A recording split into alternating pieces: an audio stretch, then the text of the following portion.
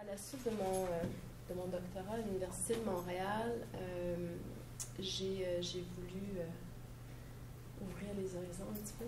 Et donc, j'ai eu la chance d'avoir un poste à l'École d'architecture de l'Université américaine de Beyrouth, où j'ai enseigné pendant 3 ans.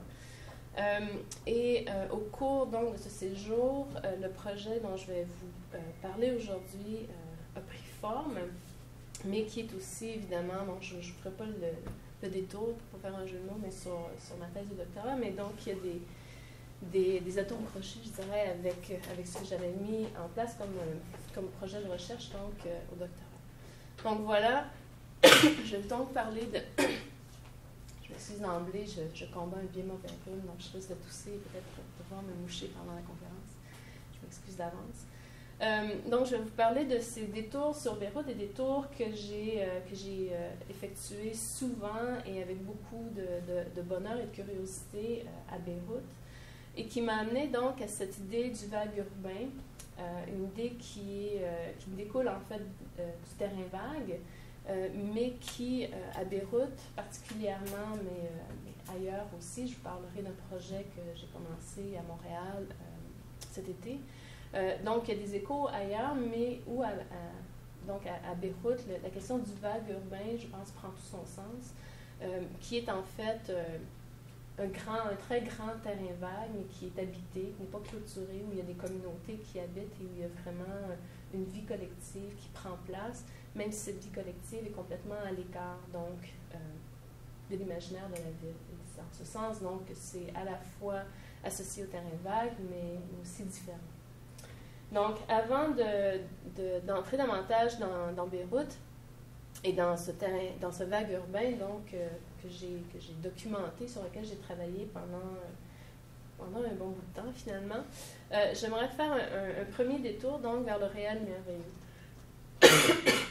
Donc, quelques mots sur Alejo Carpentier, qui est un auteur donc, suisse-cubain qui, à la fin des années 40, en introduction à son roman Le royaume de ce monde, disait que le mot merveilleux avait perdu, donc avec le temps et l'usage, sa vraie valeur. Donc, contrairement à ce qu'on peut penser du merveilleux, quelque chose qui cause l'admiration, quelque chose qui est beau, agréable, Carpentier nous dit plutôt dans son introduction que tout ce qui est étrange, tout ce qui est fantastique, tout ce qui sort de la norme, en fait, constitue un réel merveilleux. C'est-à-dire que le merveilleux est à quelque part intégré dans le réel.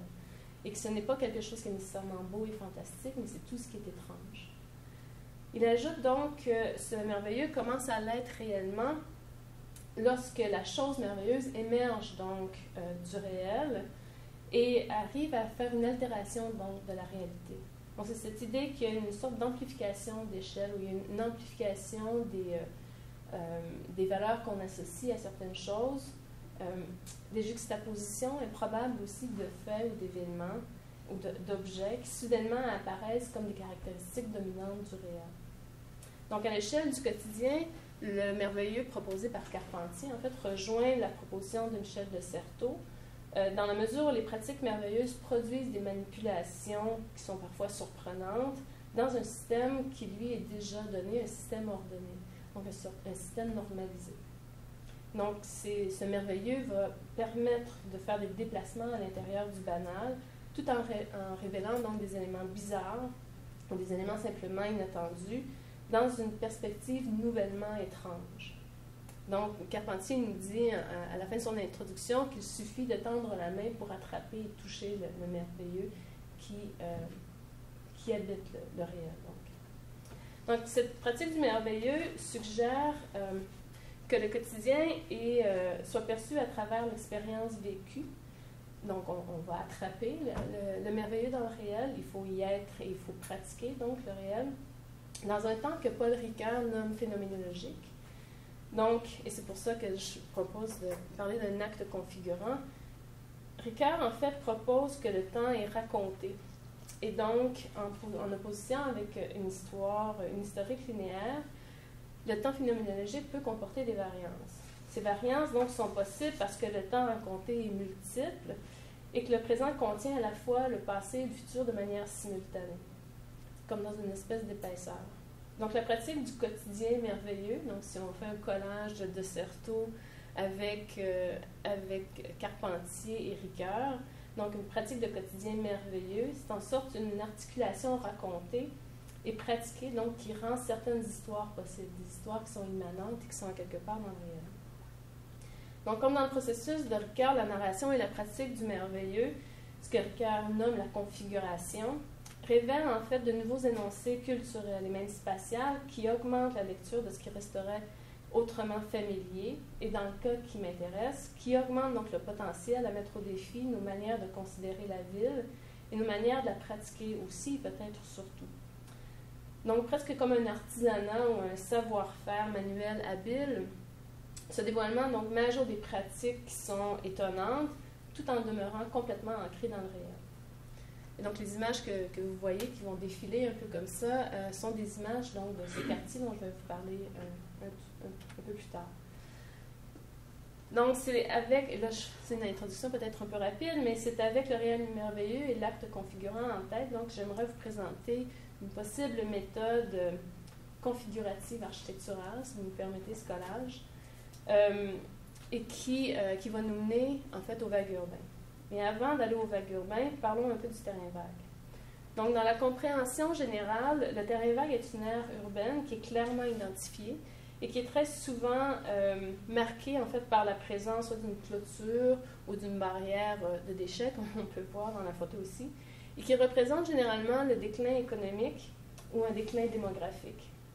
Il est de toute évidence un lieu idéal pour le vagabondage, pour laisser les déchets, pour toutes sortes d'interventions ponctuelles ou d'occupations illégales, parfois illégales, souvent artistiques. On trouve beaucoup de pratiques justement d'intervention dans les terrains vagues, d'occupation aussi. Mais il y a deux particularités au terrain vague de Beyrouth. La première est que si le vague est là-bas, comme ici, considéré un peu comme dangereux, sale, des endroits à éviter, le terrain vague à Beyrouth est aussi considéré comme une ouverture, comme une possibilité à la reconstruction et à la croissance économique. Donc, le terrain vague est une opportunité. Ce n'est pas seulement qu'un lieu de nuisance. La deuxième particularité est que si le terrain vague se définit généralement par une parcelle vide et clôturée, le terrain vague de Beyrouth s'élargit parfois, comme je le disais tout à l'heure, pour englober des quartiers entiers, des communautés aussi qui y vivent et qui poursuivent des activités quotidiennes. Donc, ce ne sont pas des bidonvilles, quoique les conditions ne sont pas toujours de premier ordre, mais bien des propriétés privées qui ont été délaissées pendant la guerre et qui ont été, pendant la guerre, mais pour d'autres raisons aussi, et donc qui ont été récupérées par des communautés dans le besoin, entre autres un besoin de logement. Ce sont donc comme une longue série de terrains vagues habités, ce que j'appelle donc un vague urbain, c'est-à-dire des quartiers entiers où la transformation est imminente. C'est clair qu'on va faire éventuellement table rase et qu'on va construire des grandes tours à logements luxueux. C'est d'ailleurs ce qui guette ce quartier dont je vais vous parler. Mais qui sont donc des zones qui sont bien définies et où, en fait, le merveilleux et les actes configurants sont nécessaires et font partie donc de la vie quotidienne. Donc, comme la configuration littéraire, le vague urbain offre tout un espace pour que les habitants y mettent en pratique leur créativité et démontre aussi comment l'ingénuité reliée à l'instabilité et au laisser-faire urbain peut inventer d'autres perceptions et donc d'autres usages possibles dans la ville, un autre imaginaire aussi pour la ville. Il offre la possibilité des activités les plus basiques, les plus ordinaires de prendre place et à la liberté négative, comme en parle Lisa Berlin, de trouver un espace donc, de négociation. J'ai donc démarré ces idées de configuration du vague urbain à mon arrivée à Beyrouth, donc en 2009. Et même si la recherche a pris un certain temps à se mettre en place, comme c'est un peu toujours le cas avec les nouveaux projets de recherche, il est rapidement apparu comme essentiel, en tout cas, disons, porteur, de pouvoir parler de merveilleux, de vagues, de l'acte configurant, de l'invention architecturale et de sa représentation, c'est un élément quand même important, comme une structure de recherche pour générer des opportunités d'émergence, de propositions créatives, et pour donner aussi, pour admettre une valeur, donc inclure les quartiers délaissés et leurs communautés dans l'imaginaire de la ville. Donc de revaloriser ces communautés-là. Parce que je pense qu'il y a une valeur réelle à ces communautés, à ces pratiques et à ces déploiements donc, dans l'espace urbain de ces communautés qui sont absolument laissées pour compte et qui ne participent pas donc à l'imaginaire, à la projection du Beyrouth futur. Donc, le quartier qui m'intéresse particulièrement, dont vous avez vu plusieurs images jusqu'à maintenant, est un quartier qui est situé au centre de Beyrouth, qui est, je dois le repérer sur la photo. Donc, si vous avez le centre qui est devenu maintenant ce qu'on appelle solidaire, et vous voyez ici, vous allez voir sur la carte tout à l'heure, l'autoroute qu'on appelle le Ring qui vient ici, et donc Bachoura est immédiatement à l'opposé de cette autoroute-là. Donc, Beyrouth est une ville qui est sur une avancée. En fait, on a Ras Beyrouth qui est ici, où il y a l'université américaine qui est, en fait, Ras Beyrouth, c'est la tête de Beyrouth. Donc, c'est une avancée comme ça dans la mer. Il y a déjà des collines qui commencent à monter ici et il y a les montagnes vraiment tout près. Et donc, la zone centrale solidaire, c'est cette zone en rose qui est la ville ancienne, le cœur ici plus dense, qui a été complètement rasée, où on a fait des remblais sur la mer pour l'agrandir. Et le quartier qui m'intéresse est ce quartier en bleu qui, au fil des ans, a été disséqué.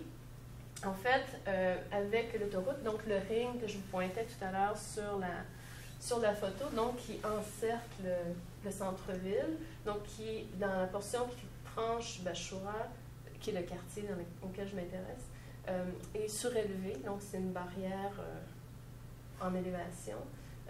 La topographie descend vers la mer, et donc ici il y a un cimetière musulman qui lui reste à niveau. Donc on peut, si on est plus haut, on descend, le cimetière lui reste à niveau, ce qui fait que ça devient un grand mur ici sur la portion est donc du quartier.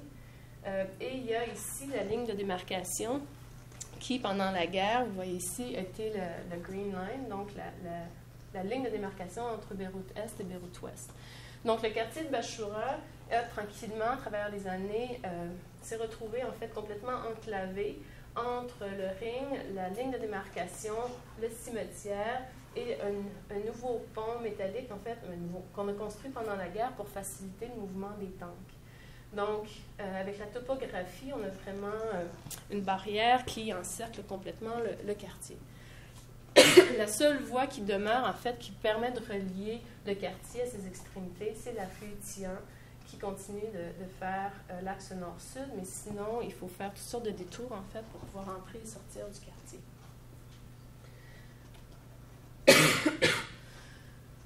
Voilà, au fil des années, comment, en fait, tranquillement, cette enclavure s'est générée. Donc, si Bachoura n'est clairement pas un lieu où l'appropriation spontanée, ce qu'on pourrait peut-être souvent associer au terrain vague, donc n'est pas quelque chose de facile ou même de possible, probablement, en fait, parce que, je dirais principalement à cause des associations, des affiliations politiques qu'il y a dans le quartier, mais aussi parce que la surveillance est absolument réelle, c'est-à-dire qu'on arrive dans le quartier, que les gens savent très bien qu'on n'est pas du quartier, on nous suit généralement en mobilette, et il arrive très fréquemment, en fait, qu'on nous demande qui on est, d'où on vient, pourquoi on est là, que les caméras soient mises à l'écart, ce genre de choses-là. Donc, ce n'est pas un quartier où, spontanément, on peut dire je vais aller intervenir, je vais faire quelque chose, mais c'est quand même un quartier où j'ai découvert une grande curiosité, finalement une ouverture à l'autre, et un lieu, en fait, qui permet de réfléchir sur la trajectoire actuelle qui est dessinée pour la ville. Donc, le projet consiste en une documentation. Vous avez ici quelques images de la densité et de l'état des lieux. C'est donc un quartier, juste pour terminer avec ça, c'est un quartier, en fait, comme je disais tout à l'heure, qui n'est pas un bidonville. Donc, la trame des rues, la trame viaire, poursuit, donc, est inscrite, en fait, dans le développement historique de la ville. Les bâtiments ne sont pas différents, vraiment, des autres quartiers qui sont adjacents. La densité y est peut-être légèrement plus forte, mais pas tant que ça. Et même s'il y a des problèmes d'électricité, des problèmes d'eau potable un peu partout dans la ville, à Bachura, l'électricité est vraiment, ça dépend dans quel appartement on est, et il y a une distribution d'eau potable qui se fait quelques reprises par semaine. Donc, ce ne sont pas des conditions de vie idéales, évidemment, mais ce sont quand même des bâtiments et un système urbain, en fait, qui s'inscrit complètement dans celui de la ville. Voilà une autre image. Donc, le projet consiste en une documentation systématique photographique du quartier, comme en fait un témoin à la préfiguration, qui est le premier élément du projet de Ricoeur, qui est donc cette connaissance du déjà-là, du réel, dans lequel les histoires ou les histoires de vie prennent place. Et donc, avec ces documentations visuelles, il y a aussi donc, une description textuelle de certaines situations dans lesquelles je me suis retrouvée, des descriptions textuelles qui racontent la situation, mais qui décrivent également le lieu dans lequel cette situation-là prend place, et donc qui se retrouve à quelque part entre la préfiguration et la configuration, et deux séries de dessins que je vais vous montrer tout à l'heure, qui font le pont, en fait, entre la configuration et un début de refiguration, donc qui permet, en fait, d'avoir peut-être un regard nouveau sur la ville et sur Beyrouth. Donc, la documentation systématique donc, est organisée et présentée en grille, comme vous pouvez le voir, et qui est donc organisée par des thématiques, donc les bâtiments abandonnés, les déchets, les manières d'occuper les espaces de stationnement, la présence des enfants dans le quartier, les hommes qui habitent les trottoirs sur leurs chaises de plastique, les passages et les manifestations artistiques. Donc, comme je le disais tout à l'heure, comme la surveillance est très, très, très réelle dans le quartier, ce travail de documentation, même si ça peut paraître assez basique, a nécessité en fait que j'aille très souvent à différents moments de la journée, différentes journées de la semaine dans le quartier pour pouvoir accumuler suffisamment d'évidence visuelle pour monter ces grilles-là. Ce qui a fait en fait en sorte que j'ai pu acquérir une bonne connaissance du quartier. On a commencé à me dire bonjour éventuellement dans le quartier, on me reconnaissait. On me demandait de moins en moins de ranger ma caméra ou d'effacer les images. Et tranquillement, donc, j'ai pu aller explorer des coins qui étaient considérés peut-être un peu moins fréquentables à l'intérieur du quartier et avoir accès même des fois à des intérieurs chez des gens où on m'invitait à prendre le café, des choses comme ça. Donc, le fait d'y être souvent, sur une longue période, en fait, a permis à ce projet-là vraiment de prendre tout son sens. Donc, avec la documentation systématique, j'ai aussi fait une série de grands photocollages qui documentent en fait des lieux importants dans le quartier et qui sont en fait des collages qui sont, je me souviens pas du nombre précis, mais en général il y a entre 80 et 120 photos pour constituer un montage comme ça. Et c'est donc, en fait, c'est un peu un défi que je m'étais lancé, comme c'était déjà difficile de prendre des images arrêtées de différentes choses, pour prendre, disons, 100 photos de même endroit, il faut rester là pendant un certain temps. Donc, c'est un peu un défi d'arriver à prendre ces 100 photos sans me faire dire par le type en mobilette de bouger et de continuer. Donc, j'ai voulu aussi faire ces photomontages-là pour le défi, mais aussi parce que le collage permet en fait d'avoir un rapport plus tactile à travers l'œil qui est appelé à se promener dans l'image pour essayer donc de pouvoir capter l'ambiance et la texture des lieux davantage que je pouvais le faire avec le montage des grilles. Donc, ça ici, c'était à l'église Saint-Georges. Ici, les camionnettes blanches qui font office de commerce. Donc, dans ce cas-ci, c'est un café, mais un peu plus loin, il y en a une autre qui sert de garage, il y en a une autre qui va servir d'objets variés pour l'entretien de la maison, des choses comme ça. Donc, ils sont mobiles dans le quartier, qui se promènent. Le cimetière, donc, dont je vous ai parlé tout à l'heure, qui est en fait le meilleur endroit à Beyrouth pour avoir de l'air frais, parce que c'est un endroit qui finalement a un bon dégagement. Les façades de la rue Tiane, qui sont en fait, où il y a quelques exemples de bâtiments donc du mandat français, du début du mandat français, qui a des façades absolument fabuleuses. Et ce grand terrain vague, donc ce grand jardin impromptu, qui permet en fait de faire un raccourci à travers le quartier. Donc, par ce travail documentaire, photographique, j'ai essayé de capter des détails qui construisent et qui donnent sens au quartier, donc, comme pour voir des histoires non officielles, en portant un regard sincère et attentif, donc, sur ce qui nous semble a priori indispensable. Est-ce que c'est des collages papier ou Photoshop? Ben, dans ce cas-ci, c'est Photoshop, en fait, parce que c'est des images numériques. Et donc, je fais le montage sur Photoshop, mais l'idée, en fait, l'idée, c'est de les imprimer. Celui-là, je les ai tous imprimés petits, mais celui-là, je l'ai imprimé grand format, qu'on a présenté, en fait, ici, à l'École d'architecture de l'Université Laval au printemps l'année dernière, mais aussi à Montréal l'automne d'avant, en 2013. Et l'idée, en fait, c'est justement de les imprimer sur papier photo plutôt, parce qu'il y a une certaine épaisseur, ce qui fait qu'à travers le montage, il y a vraiment une épaisseur dans la photo qui se construit, parce que comme il y a beaucoup de photos, elles se superposent, et donc on peut lire la profondeur des montages. Donc, malheureusement, je peux pas le traîner avec moi parce que ça fait 6 pieds de long et c'est un peu grand, mais oui, j'ai fait ces montages-là en pensant qu'ils seraient montés sur papier, ouais, avec une certaine épaisseur.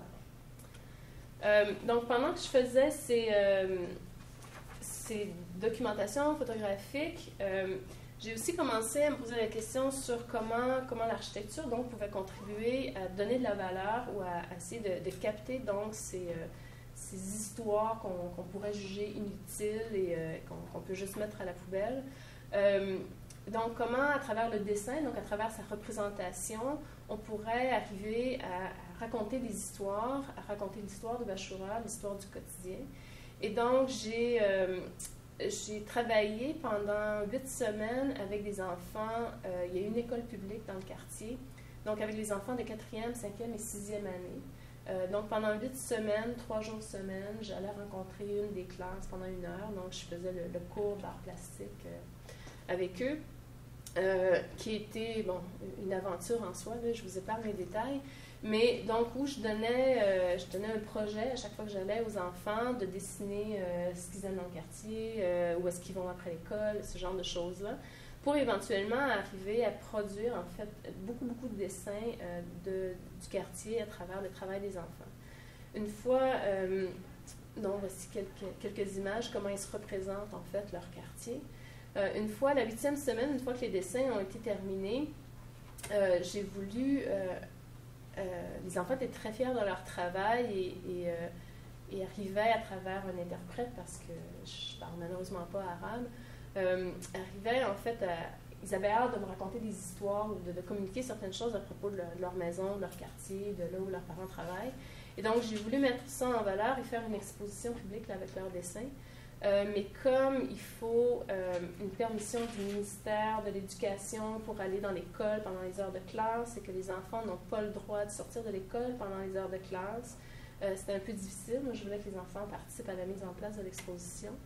Et donc, ce qu'on a fait, c'est qu'on a monté, en fait, on a inséré les dessins, on les a montés sur des fonds de couleur, on les a insérés dans des pochettes de plastique qu'on a attachés avec des bouts de ruban et attachés aussi, il y en avait toujours 4 en série attachés ensemble avec des sacs de fèves séchées, du foule.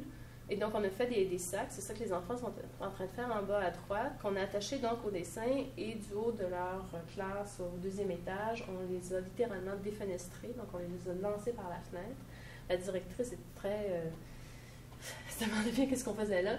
Mais enfin, et donc on a littéralement lancé les dessins par la fenêtre pour qu'ils puissent être exposés donc dans la rue, dans leur quartier. L'événement a attiré quand même pas mal de monde du quartier, les parents sont venus voir ça. Et quand la directrice a finalement compris ce qu'on était en train de faire, elle voyait les enfants super excités, tout ça, ben, elle a permis aux enfants donc de sortir dehors et d'aller voir leurs dessins dans leur quartier, dans la ville. pour raconter, voici, c'est ici que j'habite, ou c'est là que mon père travaille, ou des choses comme ça. Donc, dans cette idée de représentation, de raconter des histoires dans un temps présent et de valorisation, donc, des lieux où ils habitent. Donc, voici un autre très beau dessin. Donc, pendant que je travaillais donc, avec les enfants à faire ces dessins et que je documentais visuellement le quartier, je me suis mis moi aussi à faire des dessins et à essayer donc, à partir de situations dans lesquelles je me suis trouvée, à essayer d'imaginer comment je pourrais traduire donc ces situations-là, ces lieux dans lesquels les situations prenaient place, dans des machines architecturales, donc dans des petites architectures mobiles.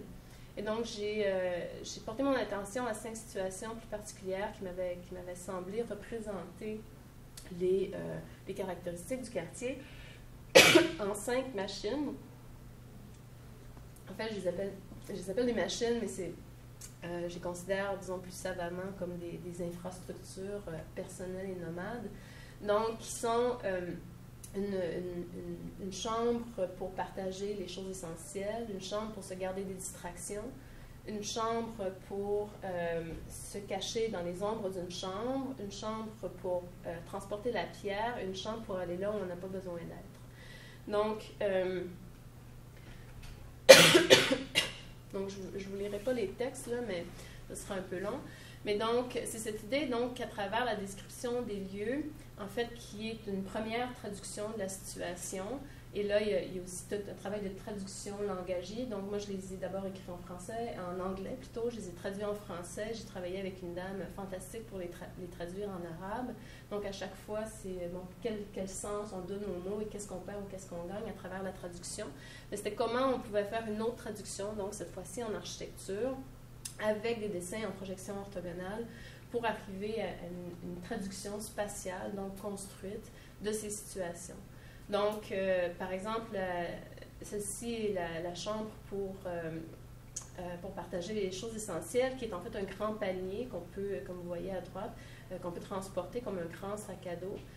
Et lorsqu'on rencontre donc un autre porteur de chambre de choses essentielles, on peut mettre ça sur le sol, former une structure complète et partager donc des choses essentielles, qui est à partir en fait d'une situation où je me suis retrouvée chez une dame qui vivait dans une pièce toute petite mais qui contenait sa vie entière, qui était donc heureuse et fière de me montrer ses photos, de m'offrir les bonbons et tout ça.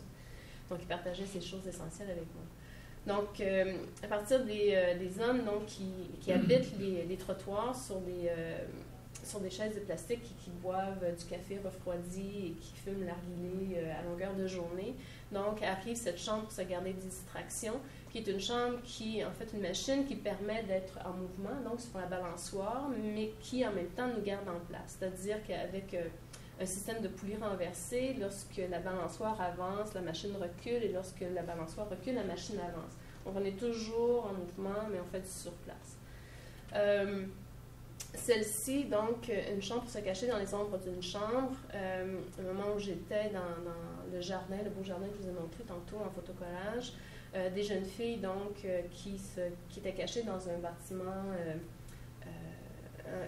abandonné sans fenêtre, donc qui se montraient comme ça, la tête, qui me faisait des sourires et qui me lançait des choses en français. J'imagine qu'ils apprenaient le français à l'école. Et donc, où en fait l'ombre qui les cachait, mais aussi l'ombre du jardin était complètement enveloppante, donc devient une chambre pour se cacher dans les ombres d'une chambre, qui est une chambre en fait où il y a des milliers de fils de soie qui permettent en fait de trouver de l'ombre et une protection enveloppante, donc même dans les endroits où c'est plus difficile d'en trouver. Une situation où quelqu'un insiste pour me donner des directions dont je n'ai pas besoin, et où, en fait, une foule s'attroupe autour pour savoir qui a besoin d'aller où alors que personne ne va nulle part, devient, en fait, une chambre pour aller là où on n'a pas besoin d'être, qui est une espèce d'œuf extrudé comme ça qu'on peut rouler, donc sans doute difficilement. Et donc, quand on a besoin de savoir où est-ce qu'on va, on peut le mettre debout, donc monter dans un escalier. C'est donc comme une tour d'observation pour voir au loin où est-ce qu'on veut aller. Mais le temps qu'on le remette sur son côté, qu'on arrive à le pousser encore, mais probablement que notre chemin va être perdu et qu'on va se retrouver là où on n'avait pas besoin d'être. Et finalement, je pense à la dernière, une histoire incroyable donc de gens qui me racontent, qui m'expliquent en fait pourquoi il manque des trottoirs dans le quartier, me disant que c'est le premier ministre qui a envoyé ces hommes à brun pour arracher les pierres, les très belles pierres centenaires du quartier pour se construire une villa dans le golfe Persique. Une histoire un peu abracadabrante, donc devient une chambre pour transporter la pierre, qui est comme un jardin de pierre, en fait, qu'on pousse à travers Beyrouth, qui nous permet d'accumuler des pierres ou du béton cassé.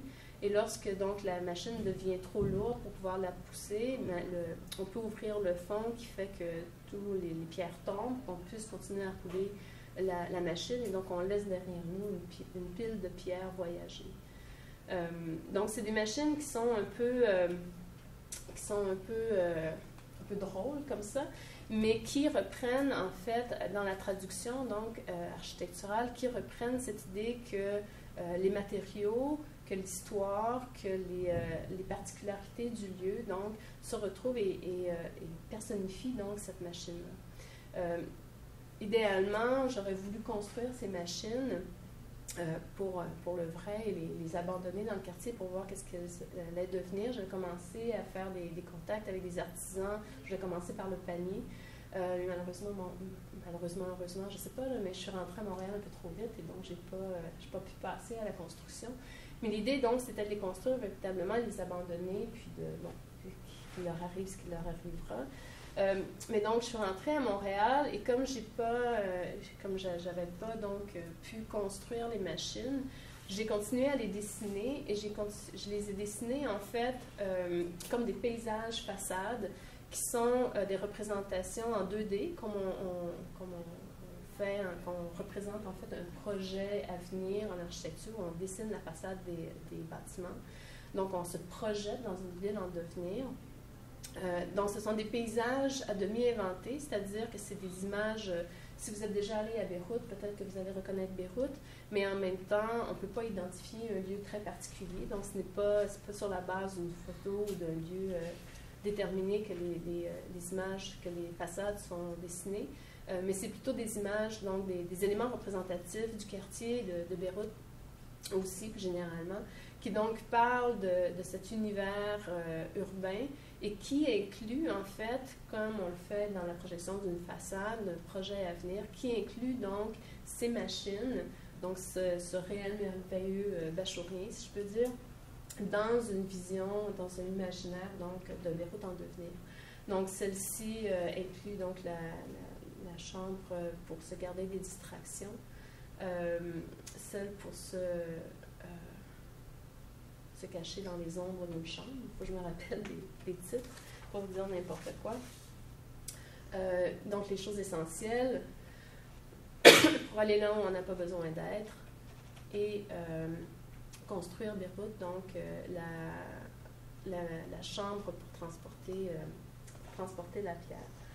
Donc, même si ces machines et ces situations peuvent sembler un peu improbables, c'est l'idée donc qu'à travers le dessin d'architecture, soit dans la projection orthogonale ou soit dans le paysage façade, donc à travers la représentation technique et savante, donc qu'on puisse intégrer ce savoir-faire, disons, plus personnifié, donc cette espèce de connaissance silencieuse du corps et des habitudes et de la pratique donc de la ville, dans des savoir-faire techniques et savants, disciplinaires, pour arriver, en fait, proposer qu'on puisse intégrer ces imaginaires donc, dans la projection urbaine, dans l'image qu'on se crée, donc, de la ville.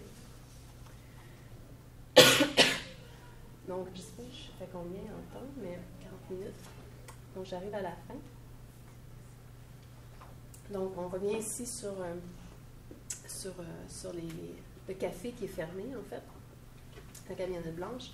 Donc, à partir de ce projet-là, ça l'aboutit sur des expositions, sur une publication que je suis en train de terminer aussi, qui, j'espère, sortira dans l'année qui vient.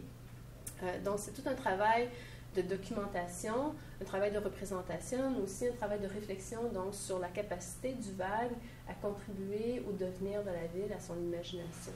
Donc, à partir de là, je suis donc rentrée à Montréal, j'ai fini, donc j'ai complété les dessins, les expositions et tout ça. Et là, je me lance maintenant dans un nouveau projet de recherche qui est en fait une continuation, un développement donc, de ce travail de documentation que j'ai nommé pour les bienfaits du CRSH, représentation et construction du terrain vague, le dessin d'architecture comme outil d'investigation. Donc un titre un peu long que je changerai sûrement si on aboutit à une exposition, je ne sais trop quoi. Mais qui donc, je termine sur un autoportrait. Donc, qui dans un projet dans lequel j'ai envie de réfléchir davantage sur la capacité du vague à produire donc de l'imaginaire pour la ville. Et l'argument que je propose est que si le vague est constitutif donc, de notre imaginaire, c'est-à-dire qu'on a besoin du vague pour se projeter dans un avenir, le vague est donc nécessaire à ce développement. On devrait être capable, en tant qu'architecte, je pense, en tout cas, c'est l'argument que je propose, on devrait être capable de construire le vague aussi bien qu'on arrive à construire donc des imaginaires en façade ou en bâtiment qui n'existeront peut-être jamais, et donc de se projeter dans le vague comme une construction de la ville. Donc même si on projette souvent des désirs de construction sur le vague et qu'on le construit, mais le vague va réapparaître à quelque part. C'est-à-dire que le vague est toujours là, apparaît toujours à quelque part, c'est comme un paysage nomade, et que le vague permet en fait à la ville de bouger, de développer. Donc je pense si on arrive à représenter le vague et à lui donner une certaine valeur, comme quelque chose qui nous permet effectivement d'imaginer la ville, ce sera peut-être une occasion, en fait, de penser le vague, non pas seulement comme quelque chose de néfaste qu'il faut vite remplir avec du plein, mais qu'on arrive peut-être à mieux apprécier le vide dans nos villes. Le vide dans nos villes. Donc, cet autoportrait, en fait, est pris, je ne vous dirai pas où exactement, mais c'est une surprise pour plus tard dans mon travail. Mais en fait, je me suis donné comme défi, et je terminerai peut-être ce vendredi, de marcher l'île de Montréal d'est en ouest.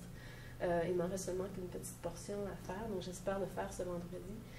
Et donc, je traverse l'île en essayant de marcher dans le plus de vagues possible. Et je pensais que ce serait difficile. Et finalement, je me rends compte qu'il y a beaucoup de vagues à Montréal, et j'imagine que c'est le cas pour plein d'autres villes aussi, où je peux marcher pendant des heures sans rencontrer personne, et où je trouve des endroits absolument merveilleux. Et donc là, l'idée, c'est il y a toute une documentation historique à faire sur les 20 dernières années, en fait, quelles sont les appropriations du vague, comment on en parle, comment on le représente. Historiquement aussi, comment le terrain vague a pris part dans l'imagination des villes, mais il y a donc aussi cette portion de création où je ne sais pas encore comment, mais où je veux construire les maquettes du ville, où je veux faire les dessins, donc de représenter ces vagues-là avec les outils donc, du dessin d'architecture, comme j'ai fait pour Beyrouth. Je ne sais pas encore comment est-ce qu'on peut construire une maquette du vague, je ne sais pas à quoi ça ressemble, mais je le trouverai bien.